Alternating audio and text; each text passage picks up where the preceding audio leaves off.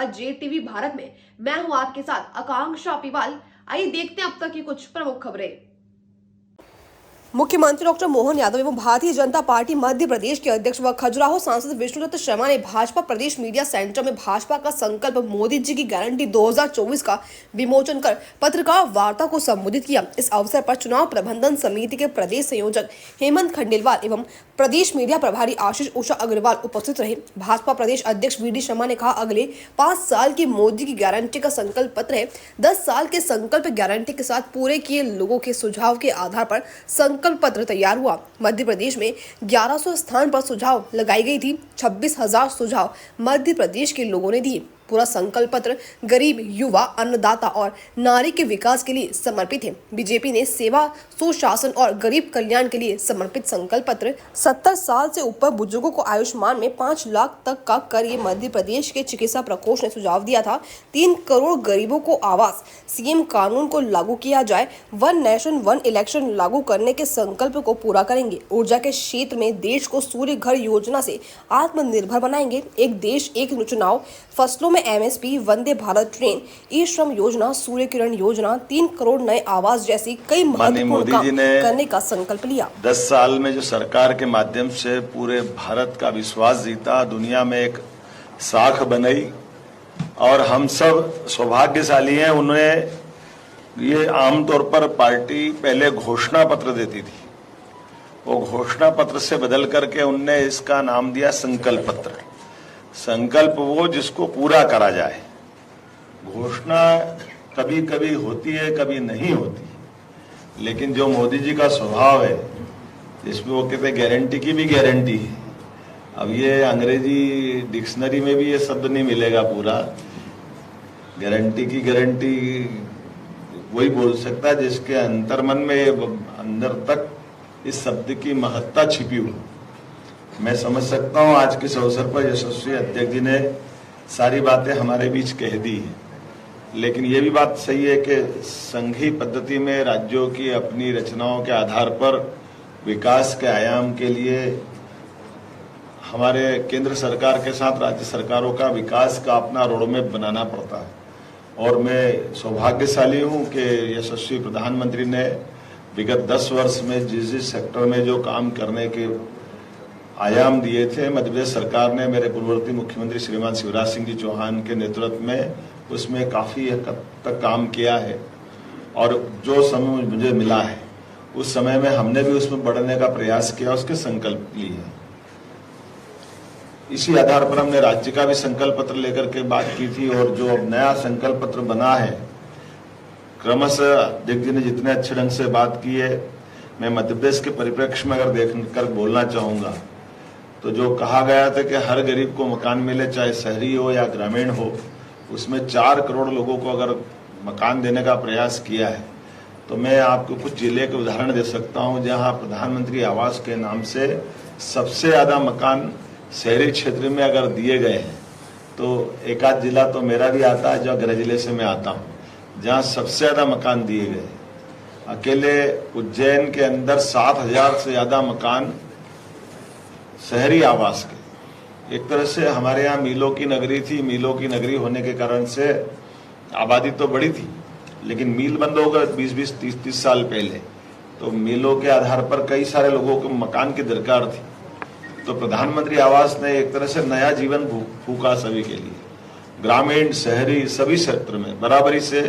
जिस प्रकार से मैंने आवास का बताने का प्रयास किया, उसी प्रकार से हमारे अपने टूरिज्म को बढ़ावा देने की बात कही। मैं टूरिज्म में भी काम कर चुका हूं पहले, और पर्यटन को लेकर मध्य प्रदेश की जो संभावना है, चीता प्रोजेक्ट के बाद से फॉरेस्ट में हेरिटेज का अपना महत्व है ही। हम तमाम जितनी बिल्डिंग है उनको उस पर काम कर ही रहे हैं, लेकिन बाबा महाकाल के महालोक बनने के बाद तो धार्मिक पर्यटन में भी एक तरह से बहुत बड़ी छलांग मध्य प्रदेश ने लगाई है।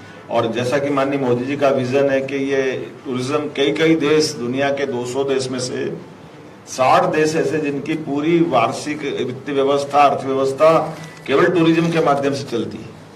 तो ऐसे में हमारे लिए बड़ी संभावना है कि हमारे यहाँ सभी प्रकार का पर्यटन की बड़ी संभावना है। और माननीय मोदी जी ने अगर उसको अपने हाथ में लिया है उनके अच्छे पसंद के सब्जेक्ट में से टूरिज्म पे उन्होंने ज्यादा जोर दिया है। ये संकल्प पत्र के माध्यम से अब इसी में आप टूरिज्म की संभावना भी देखो तो और अलग अलग प्रकार से खुलेगी। जैसे आमतौर पे पर्यटन को बोलते ही हमारे ध्यान में आता है कि यहाँ पर होटल तक जाएंगे, रिसोर्ट तक जाएंगे, लेकिन मेडिकल टूरिज्म ये एक नया रास्ता खुला है।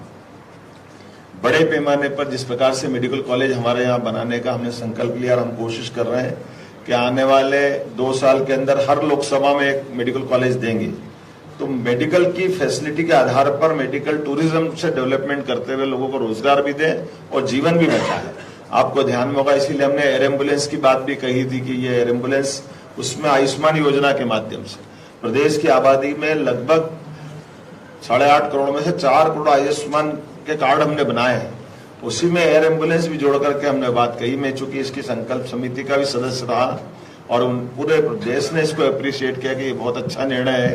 गरीब व्यक्ति कोई हॉस्पिटल में बीमार हो जाए और डॉक्टर और कलेक्टर दोनों डिसाइड करे कि इसको और उच्च चिकित्सा की या गुणवत्तापूर्ण कहीं इस किसी केंद्र पे ले जाने की जरूरत पड़ेगी, तो उसमें हम अपने उस आयुष्मान के कार्ड के माध्यम से लाभ देंगे। तो ऐसे में एक बड़ा निर्णय माननीय मोदी जी ने इस संकल्प पत्र में और जुड़वा दिया कि 70 साल से ऊपर वाले, अभी तक तो गरीबी रेखा वालों को इसमें आयुष्मान का कार्ड मिलता है, अब गरीबी रेखा भी है, मध्यम भी है और मध्यम से ऊपर वाले भी, जो एक तरह से हम मान के चलते हैं भले ही वो किसी भी श्रेणी के हो, उनको भी इस दायरे में लाने का संकल्प लिया। ये एक तरह से अविश्वसनीय जैसा है कि हम कौन सा सेक्टर छोड़ रहे हैं। सभी के लिए अगर ये संकल्प ले रहे हैं तो ये वाकई सबसे बड़ा हमारा एक निर्णय मुझे लगता है कि ये किया गया है। इसी के साथ साथ आप अगर लाइन से देखेंगे तो एजुकेशन, युवा, एक एक करके जितने प्रकार की बात कही है, खास करके जो 4 जातियां बताई मोदी जी ने, वो चारों जातियों को इसमें संकल्प पत्र के माध्यम से सबके जीवन में बदलाव लाने के लिए संकल्प लिए है। उद्योग की कैटेगरी भी 4 नंबर तक की कैटेगरी गई है। अभी तक तो हम स्मॉल स्केल से लेकर के केवल 3 श्रेणी में जाते थे, लेकिन रोजगार परक उद्योग, जिनके उद्योगों के माध्यम से केवल सेल्फ हेल्प ग्रुप नहीं, ऐसे बड़ी इंडस्ट्रियां जिस इंडस्ट्रियों के माध्यम से भविष्य में रोजगार के लिए ही खड़ी की गई। आमतौर पर मशीनीकरण के युग में मशीनों के आधार पर प्रोडक्शन निकालना और प्रोडक्शन के आधार पर कमा के ले जाना। हम कल्पना करें कि ये वो दौर था जब दौर में गणेश जी भी चाइना बनाने लग गया था। हमारे अपने घरों के अंदर मूर्ति पूजा के लिए भी हमारे लिए अपने यहाँ ये जो नया बदलाव आया संकल्प पत्रों के बलबूते पर, दुनिया का सबसे बड़ा खिलौने बनाने वाला देश अगर कोई हो गया, नंबर 1 पे भारत आ गया है, तो ऐसे में हमारी संभावना भी खुलती है। इसी प्रकार से चिप के मामले में सेमीकंडक्टर निर्माण को लेकर के भी जो कल्पना, तो अत्याधुनिक तकनीक का भी इस्तेमाल करते और जिस ढंग से हमारी खास करके जबलपुर की सैन्य शक्ति के साथ वहाँ इंडस्ट्रियां हैं जो आर्मी के हथियार बनाती, तो भविष्य को लेकर के हर सेक्टर में संकल्प पत्र के माध्यम से देश के स्वाभिमान का भी ध्यान रख रहे हैं, रोजगार का भी ध्यान रख रहे हैं और भविष्य की आवश्यकताओं की पूर्ति का भी पूरा ध्यान रखा है। एक तरफ हमने कहा कि हम अमेरिका, इंग्लैंड और इनकी ग्रोथ को देख करके चल रहे हैं, लेकिन ये जो अर्थव्यवस्था का तीसरा पक्ष लेके चल रहे हैं, इस आधार पर अपने मध्य प्रदेश का भी हमने 4.5% से बढ़ा करके 9% का जो टारगेट लिया। मुझे लगता है संकल्प पत्र में बहुत सारी गुंजाइश हमारे लिए भी निकलेगी, जो एजुकेशन से लगा करके जैसे सैटेलाइट टाउन की बात इसमें जोड़ी गई है। तो शहर का जो शहरीकरण बढ़ रहा है, तो केवल शहर में गरीब लोगों के लिए उनकी जो झुग्गी झोपड़ी है उनका निदान भी इसमें खोजा गया है कि झुग्गी झोपड़ी वालों के लिए योग्य प्रकार के आवास बना करके उनको दे करके एक तो शहर का सौंदर्यीकरण भी करा जाए, इसी प्रकार से सैटेलाइट टाउन के डेवलपमेंट के माध्यम से सभी सर्व सुविधा युक्त शहर के बढ़ते आबादी के घनत्व को भी समायोजन करने का प्रयास किया गया। और मुझे इस बात की प्रसन्नता, हमारी सरकार ने भी निर्णय किया था, जैसे आमतौर पर कोई शहर बढ़ता है तो हमारे एक पर्टिकुलर किसी एक दिशा में बढ़ जाता है, तो सर्वांगीण प्रकार से जोड़ते हुए और 25 साल तक का आगे का प्लान बना करके शहर का विकास किया जाए। और ट्विन सिटी का भी कंसेप्ट इसमें एक तरह से सैटेलाइट टाउन के माध्यम से पूरा होता है। उदाहरण के लिए हमारे आसपास के महानगरों की बात करी जाए तो महानगरों से जुड़े हुए नगर भी एक तरह से दोनों तरफ से विकास समान रूप से होता है, लेकिन अभी अभी ध्यान ऐसा आता है कि केवल एक ही नगर की तरफ ध्यान जाता है, दूसरा नगर अपनी जो सीमित व्यवस्था उसके आधार पर बढ़ता है। तो सैटेलाइट कंसेप्ट के माध्यम से भारत सरकार की इस योजना के संकल्प कर लेने से हमको ये सुविधा होगी कि हम सीहोर के भी विकास की बात करेंगे और भोपाल के विकास की बात करेंगे। हमारे पास में ये बड़ी संभावना रहेगी। इसी प्रकार से इंदौर की बात करेंगे तो देवास की बात करेंगे, उज्जैन की बात करेंगे, धार की बात भी करेंगे। तो समान रूप से विकसित होने के लिए राज्य में बड़ी संभावना है। वैसे तो काफी ज्यादा है, इसमें अब मैं ज्यादा आपको ये पत्र मिलेगा, इससे इसमें आप देख ही लेंगे, लेकिन बड़े पैमाने पर रोजगार आधारित, खासकर ग्रामीण रोजगार आधारित जो संभावना भी इसमें लेके जोड़ी, इसकी भी मैं थोड़ी बात करना चाहूंगा। खेती, पशुपालन, मछली पालन, ये जो हमारे लिए खास करके इसमें बड़ी संभावना है। जैसे हमने कहा कि हमारे संकल्प पत्र में, हमारे मध्य प्रदेश के संकल्प पत्र में भी जोड़ा था कि खेती से जितनी आमदनी किसानों की हुई है अपनी जगह, लेकिन खेती के बाद उनके जीवन में आमदनी का दूसरा रास्ता पशुपालन से। तो पशुपालन को, दूध डेयरी को, और वो भी सहकारिता के आधार पर बढ़ाना, और सहकारिता के अलावा कोई निजी निवेश से भी आता तो आए, लेकिन जैसे हम कृषि के जिन्स खरीद करके गेहूं, धान, अन्य प्रकार के बोनस देकर उनको प्रोत्साहन देते हैं, ऐसे दूध उत्पादन का भी प्रोत्साहन देने वाला पार्ट इसमें आया है।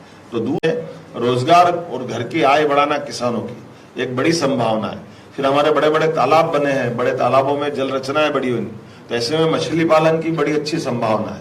तो मछली पालन पे भी हमने काम करने के लिए इसी में से रास्ता ढूंढा है।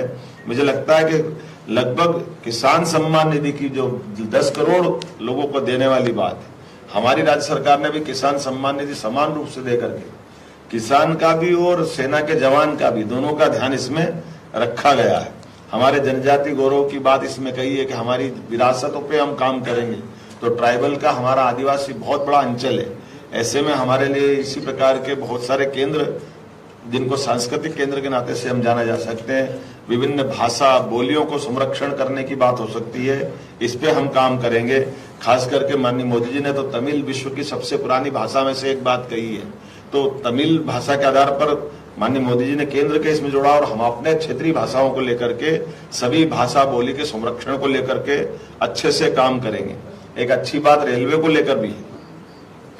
भारत में हमारे वंदे भारत ट्रेन का जो विकास चल रहा है, अभी माननीय अध्यक्ष जी यहाँ बैठे हैं, इनके वंदे भारत ट्रेन मिलने से एक तरह से खजुराहो का टूरिज्म भी बदला है और ये हमारा एक नया सेक्टर बदला है। और एक और जानकारी कि 2013 के पहले मध्य प्रदेश में 150 करोड़ रुपया केवल रेल के सुविधाओं के लिए मिलता था। आज की स्थिति है, पिछले मोदी जी जो कहते हैं वो करके कैसे दिखाते हैं। अभी इस साल तक हमारे पास एक ही साल में 15,500 करोड़ रुपया रेल के लिए मिला है। तो कहा 150 करोड़ का 15,500 करोड़।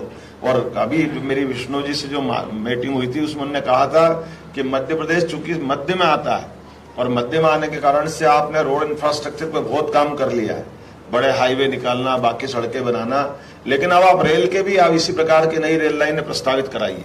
तो हमने इस पे अलग अलग प्रकार से मीटिंग करके इसके ये जो संकल्प लिया है, रेल की सौगातें मिले, रेल की अलग अलग प्रकार की श्रेणियों का लाभ मिले, और इसी प्रकार से अपने प्रदेश का पूरे देश के अंदर रेल नेटवर्क में बड़ा रोल आ जाए, इस पे काम करने की जरूरत है।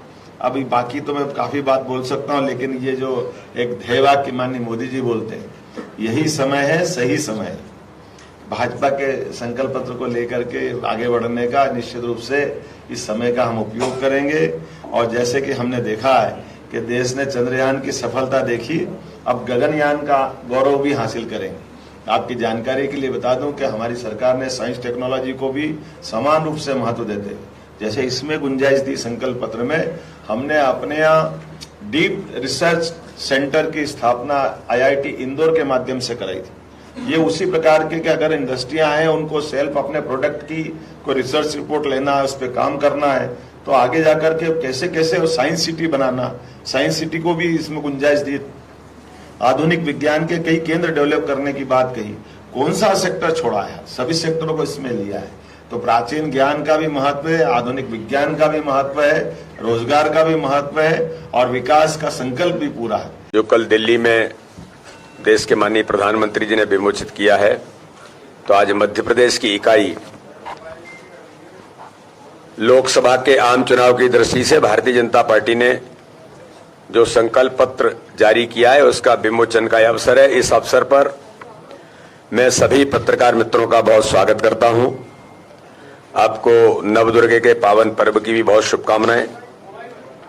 ये जो संकल्प पत्र है, संकल्प पत्र लोकसभा चुनाव के लिए कल भारतीय जनता पार्टी ने 14 अप्रैल को विकसित भारत के लिए अपना संकल्प पत्र लॉन्च किया है। यह कार्यक्रम माननीय प्रधानमंत्री नरेंद्र मोदी जी के नेतृत्व में भारतीय जनता पार्टी के सम्मानीय राष्ट्रीय अध्यक्ष जेपी नड्डा जी, देश के रक्षा मंत्री माननीय राजनाथ सिंह जी और देश के गृह मंत्री माननीय अमित शाह जी की उपस्थिति में भारतीय जनता पार्टी के नेतृत्व ने इस संकल्प पत्र को दिल्ली के अंदर कल जारी किया है। और इस संकल्प पत्र में आप सबने देखा होगा कि ये संकल्प पत्र पिछले 10 वर्षों में प्रधानमंत्री नरेंद्र मोदी जी के नेतृत्व में जो हमने पहले संकल्प लिए थे उनको गारंटी के साथ जो पूरा किया, तो ये आज आगामी आने वाले 5 वर्षों के लिए ये जो संकल्प पत्र है ये मोदी की गारंटी का संकल्प पत्र है। और पिछले 10 वर्षों में माननीय प्रधानमंत्री जी ने हर क्षण भारत को श्रेष्ठ बनाने की दिशा में जो काम किया है, इस संकल्प पत्र के माध्यम से आगामी 2047 का विकसित भारत बनेगा, उसके इर्द गिर्द इस संकल्प पत्र को भारतीय जनता पार्टी ने आज केंद्रित किया है। संकल्प पत्र के लिए मैं आपको जानकारी देना चाहता हूं कि पूरे देश के अंदर भारतीय जनता पार्टी ने अभियान चलाया था सुझाव संकलन के लिए। हमने मध्य प्रदेश के अंदर भी मीडिया के मित्रों के सामने उसको प्रेषित किया था कि किस प्रकार से सुझाव पेटियां पूरे मध्य प्रदेश के अंदर भी हमने जैसे रखी थी 1100 स्थानों पर, और नमो ऐप के माध्यम से भी ऑनलाइन सुझाव लोगों से लिए थे। देश के अंदर कार्यकर्ताओं के प्रयासों से और देशवासियों के सहयोग के आधार पर लगभग 15 लाख सुझाव पूरे देश के अंदर इस संकल्प पत्र के लिए मिले। इनमें से 4 लाख सुझाव नमो ऐप पर के माध्यम से और शेष सुझाव वीडियो बैन और सुझाव पेटियों के माध्यम से प्राप्त हुए, जिसमें मध्य प्रदेश में 1100 स्थानों पर हमने जो पेटियां लगाई उनमें से 26,000 सुझाव मध्य प्रदेश के अंदर हमें मिले थे। मैं संकल्प पत्र कमेटी के जो मध्य देश की बनी थी उसमें हमारे माननीय मुख्यमंत्री जी, हमारा सौभाग्य है कि हमारे माननीय मुख्यमंत्री डॉक्टर मोहन यादव जी, हमारे पूर्व मुख्यमंत्री माननीय शिवराज सिंह चौहान उसके सम्मानीय सदस्य थे, और दोनों के प्रयासों से मध्य प्रदेश के महत्वपूर्ण सुझाव भी आज इस संकल्प पत्र के अंदर समाहित उनको किया गया है। मैं आदरणीय मुख्यमंत्री जी का इस बात के लिए विशेष तौर पर धन्यवाद करता हूं। इसी प्रकार से मोदी जी की गारंटी और अपनी निष्ठा व्यक्त करते हुए इस संकल्प पत्र के अंदर जो विकसित भारत के निर्माण के संकल्प की सिद्धि में संलग्न है, और आज इस दिशा में माननीय प्रधानमंत्री नरेंद्र मोदी जी ने कल ये कहा कि मेरी देश के अंदर 4 जातियां हैं, उसमें उन्होंने कहा गरीब, युवा, अन्नदाता और नारी। पूरा संकल्प पत्र इनके विकास के प्रति संकल्पित होकर के माननीय प्रधानमंत्री जी ने, भारतीय जनता पार्टी के नेतृत्व ने इसको आगे बढ़ाने का प्रयास किया है। ये संकल्प पत्र आगामी समय में 5 वर्ष के लिए सेवा, सुशासन और गरीब कल्याण के आधार पर ही ये संकल्प पत्र केंद्रित होगा। इसलिए इस दिशा में इस संकल्प पत्र में जो ऐसी कुछ बातों का उल्लेख कर रहा हूं, फिर माननीय मुख्यमंत्री जी हमारे आपके सामने जो हमारी सरकार ने गुड गवर्नेंस, डबल इंजन की सरकार की भूमिका और जो देश के अंदर विकास, इस पर एक नए रोडमैप के साथ हमारी सरकारों ने 10 वर्ष में जो काम किया है, और आज हमारी मध्य प्रदेश की सरकार आज इस भूमिका में काम कर रही है कि 10 बड़े काम जो इस संकल्प पत्र के अंदर समाहित हैं, जिनमें मध्य प्रदेश भी अपनी अग्रणी भूमिका निभाएगा। 70 साल से ऊपर के बुजुर्गों को आयुष्मान योजना के तहत 5 लाख रुपए तक का मुफ्त इलाज। मैं आपको बताना चाहता हूं, मध्य प्रदेश के हमारे जो चिकित्सा प्रकोष्ठ है, इसमें ये सुझाव मध्य प्रदेश के अंदर भी बहुत लोगों के साथ भारतीय जनता पार्टी के कार्यकर्ताओं ने भी ये महत्वपूर्ण सुझाव दिए थे। गरीबों के लिए मुफ्त राशन 2029 तक माननीय प्रधानमंत्री मोदी जी ने कोरोना काल से शुरू किया था, इसको समाहित किया गया है। प्रधानमंत्री आवास, पंडित दीनदयाल उपाध्याय के अंत्योदय के विचार को प्रतिपादित करने के लिए पहले दिन से प्रधानमंत्री ने कहा था मेरी सरकार गरीबों को समर्पित सरकार है, तो आज फिर 3 करोड़ नए घर देने का संकल्प, मुद्रा योजना के तहत लोन की सीमा 20 लाख रुपए तक जो की गई है, बहुत महत्वपूर्ण निर्णय हमारे संकल्प पत्र के अंदर लिया है। सीए कानून को लागू करने की बात जो देश के अंदर हुआ है उसे हम सब जगह पर लागू करेंगे। वन नेशन वन इलेक्शन, ये देश के लिए एक बहुत महत्वपूर्ण पहलू है। इसके बारे में इस बार के इस संकल्प पत्र में भारतीय जनता पार्टी ने इसको लागू किया, आपने शामिल किया है। प्रधानमंत्री सूर्य घर योजना के तहत करोड़ों लोगों को सोलर पैनल के जरिए मुफ्त बिजली देंगे, यानी आत्मनिर्भर ऊर्जा के क्षेत्र में देश को बनाना। उसका अल्टरनेट क्या है, ये भारतीय जनता पार्टी के नेतृत्व ने माननीय प्रधानमंत्री के विजन के साथ कि हम इस दिशा में इस कदम को उठाएंगे। सूर्य घर योजना के तहत फसलों में एमएसपी और किसान सम्मान निधि फिर जारी रखेंगे, इसके बारे में उल्लेख किया है। बुलेट ट्रेन के विस्तार वगैरह की बात लगातार हुई है और आज भारत पर दुनिया का जो भरोसा मजबूत हुआ है, भारत का आज का भारत मानवता की प्रबल पक्षधर शक्ति के रूप में उभरा है। इसलिए विश्व पटल पर भारत की प्रतिष्ठा लोकतंत्र की जननी के रूप में स्थापित हुई है। दुनिया के अलग अलग देशों में रहने वाले प्रवासी भारतीयों में गौरव की अनुभूति का संचार हुआ है। हम अपने राष्ट्रीय हितों को बढ़ावा देने के लिए प्रतिबद्ध हैं। 10 साल के अपने कार्यकाल में माननीय प्रधानमंत्री नरेंद्र मोदी जी ने जो ऐतिहासिक काम किए हैं, उनमें आज जो